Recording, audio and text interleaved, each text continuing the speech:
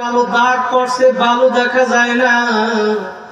আপনি ওষুধ লাগান, আমরা আশা করি আপনার দাগ ভালো হয়ে যাবে। আমিরুল মুমিনিন ডাক দিয়ে বলছে, সাথীরা,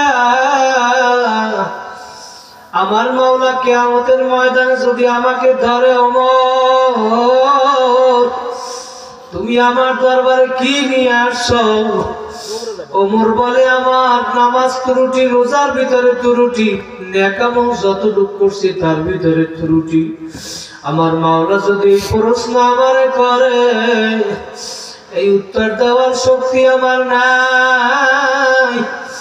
তখন আমি বলবো, মাওলা তোমার ভয়, জাহান্নামের ভয়। কান্না করতে করতে আমি ওমর গালের ভিতরে দুইটা কালো দাগ পরাইয়া নিয়ে আসি।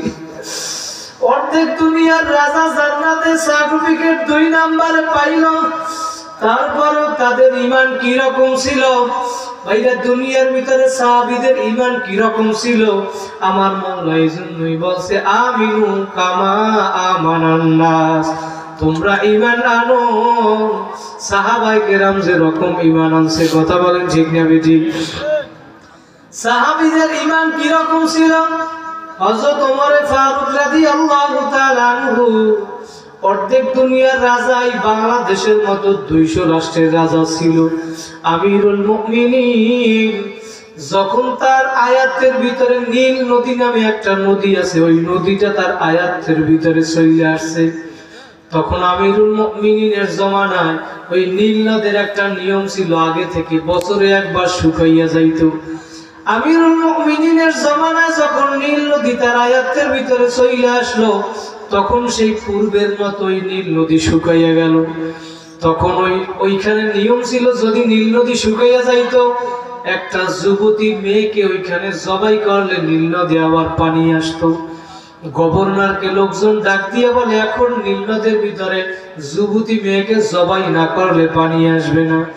গভর্নর ডাক দিয়ে বলে, না না না, যুবতী মেয়ে জবাই করা যাবে না, এটা তো ইসলামের ভিতরে জায়েজ নাই। কথা বলেন ঠিক কিনা? আর মেয়ে জবাই করার ভিতরে যদি নীল নদে পানি আসে, তাহলে ক্ষমতা তো মেয়ে জবাই করার ভিতরে, আমার মাওলার ক্ষমতা গেল কই?